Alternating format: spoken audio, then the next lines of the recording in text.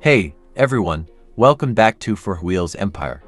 Today, we're tackling the P0109 code, which refers to a manifold absolute pressure map sensor circuit intermittent. If you've seen this code on your scanner, it means there's an issue with your map sensor circuit or wiring that's causing your car's computer to struggle with getting an accurate reading. Let's dive in and fix it. Diagnostic trouble code P0109 stands for map, baro sensor circuit intermittent.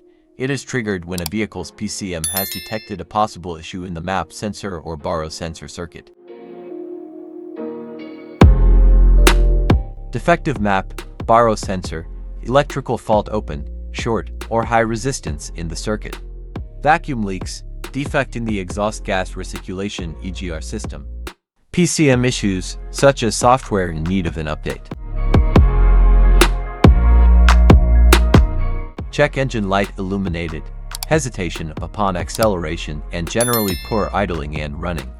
Backfire due to the map sensor and throttle position sensor not operating. Together, increased fuel consumption.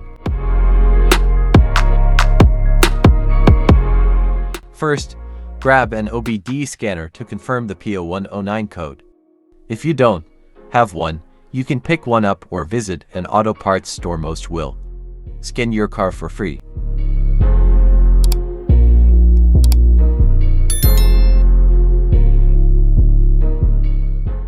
The map sensor is typically located on the intake manifold, either next to or on the throttle body itself.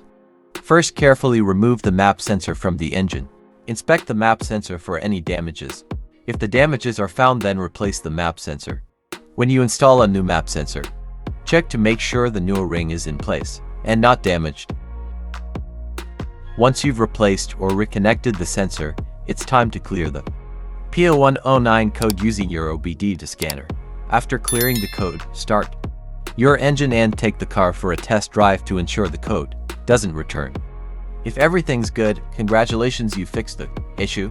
And that's how you diagnose and fix a P0109 code. Remember, if the code comes back, it might indicate a deeper issue with your intake system or ECM, and you may need to consult a professional.